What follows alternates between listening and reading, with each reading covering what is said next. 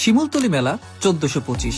আজকের ভিডিওতে আপনাদেরকে দেখাবো সব রকমের খাওয়া দাওয়া, মেলায় গেলে কি কি খেতে পারবেন, কোথায় কি কিনতে পারবেন। প্রথমেই মেলায় আসার পর আমার চোখ পড়ে BMTF সুইটস অ্যান্ড বেকারির অনেক বড় একটা শোরুমে। শোরুম ঠিক বলা যায় না, এটাকে একটা দোকান বলা যায়। তো এখান থেকে আমি বেশ কয়েক পদের মিষ্টি ট্রাই করি। একটা কথা বলে দিই, একটা মিষ্টির নাম আমার মনে নাই। যেহেতু আমার মনে নাই, আমি জাস্ট নিছি, ট্রাই করছি।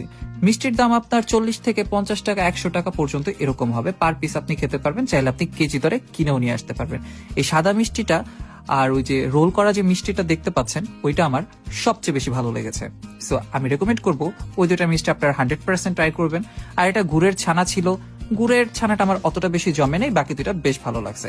এছাড়াও তাদের বিভিন্ন ড্রিঙ্কস আইটেম গুলো দেখলাম, যেখান থেকে বেশ ইউনিক আমার মনে হয়েছে। বাট একটাও আমি খাই নাই, আমি জাস্ট এমনি নিয়ে ছবি তুলছি। আমি টেস্টের ব্যাপারে বলতে পারবো না, বাট খুব সুন্দর ছিল নামগুলো, বুলেট। আর এটা দেখে আমি প্রথমে ভাবছি ডাবের পানি, পরে দেখলাম যে না, এটা একটা ইলেকট্রোলাইট ড্রিঙ্ক। প্যাকেজিংটা বেশ সুন্দর। এটা দেখে তারপর মেলার ভিতরে আমি কিছুক্ষণ ঘুরছিলাম, ঘুরে ঘুরে বিভিন্ন শপ দেখছিলাম কি কি পাওয়া যায় টুকটাক। আমার যেহেতু কেনার কোনো কিছু ইন্টেনশন নাই, আমি গেছি জাস্ট ভিডিও করার জন্য, তো আমি আর কোনো কিছু কিনি নাই। এরপর খাওয়ার জন্য অনেক দোকান খুঁজতেছিলাম, তারপরে দেখতে পেলাম মায়ের দোয়া নামে এই দোকানটাতে শর্মা পাওয়া যায়। তো মনে হলো পেট ভরার জন্য শর্মাটা একটা বেস্ট অপশন। তো একটা শর্মা অর্ডার দিলাম, যেটার দাম ছিল 100 টাকা। তো ওনারা মোটামুটি ভালোভাবে শর্মাটা আমাদেরকে সার্ভ করে দিল।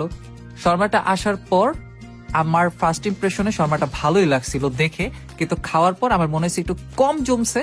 কোন একটা কারণে আমার কাছে টেস্টটা মানে খুব বেশি ভালো যে লাগছে এরকম না, আবার খুব বেশি খারাপ লাগছে এরকম না। মানে মনে হচ্ছে ঠিক আছে, 100 টাকা অনুযায়ী অ্যাভারেজ, অনগোয়িং। কিন্তু প্রচুর মাছি ছিল, এই বিষয়টা মাথায় রেখে আপনাকে বসতে হবে, কারণ আপনি একদিক দিয়ে খাবেন, আরেক দিক দিয়ে মাছি থাকবে।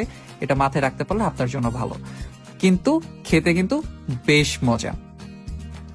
আর ওই যে মাছির কথা যেটা বললাম, এটুকু মাথায় রাখবেন। এরপরে আরো কয়েকটা দোকান দেখলাম।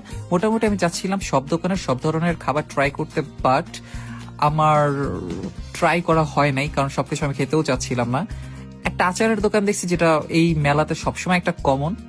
আর ঘুরে ফিরে এই দোকানটা কয়েকবার আমার চোখে পড়লো, পরে মনে হলো যে এখান থেকে আমি আপনার কি যেন বলে এটাকে, ফুচকাটা খাবো। কারণ ফুচকাটা এই দোকান আমার হাইসিন মনে হয়েছে, বাট ওদের প্রেজেন্টেশনটা অতটাও ভালো না।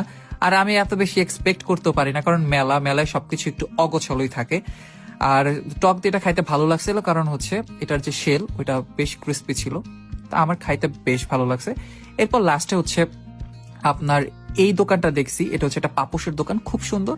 আর পাপোশের দোকানের পাশে কয়েকটা ক্রোকারিসের দোকান দেখছি, তো খুব ভালো লাগছে। তো যারা আমার ভিডিও দেখেন, লাইক কমেন্ট শেয়ার করে দিবেন। থ্যাংক ইউ সো মাচ, সবাই ভালো থাকবেন।